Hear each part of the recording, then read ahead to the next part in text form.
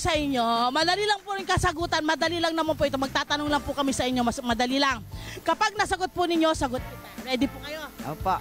Okay, ang katanungan. Kung ang 1 kilo ng bigas ay 50 pesos, magkano ang kalahating kilo po nito? 25. 25 centavos. Dahil po dyan, meron kayong 300 pesos.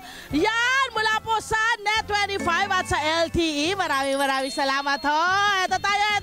Kuya, pwede pa tanong. Hi ate, good morning. Magandang umaga. Pangalan po?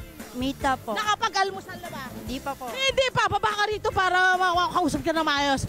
Ano ang gusto mo i-almusal? Isda po. Isda, naku. Perfect. May tanong ako sa inyo, napakadali lang to.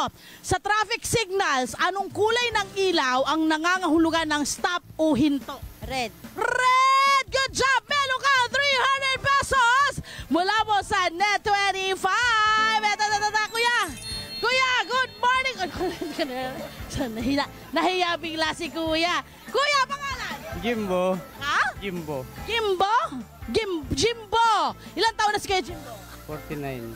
49. May tanong ako sa inyo. Sagutin nyo lang po ito. Napakadali lang.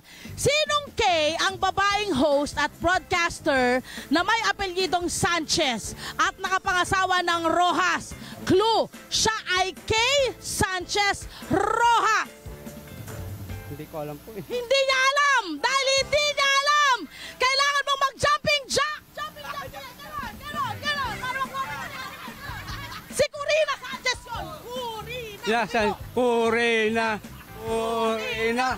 Corina. Dahil dyan, nakapag-jumping jack ka.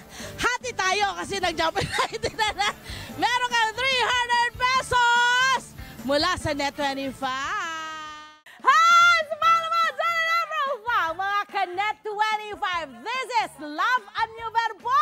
For more love, Tunipet, and Arafang updates, just click the subscribe button and follow us on our Net25 social media pages at Net25 TV and Net25 Entertainment Facebook.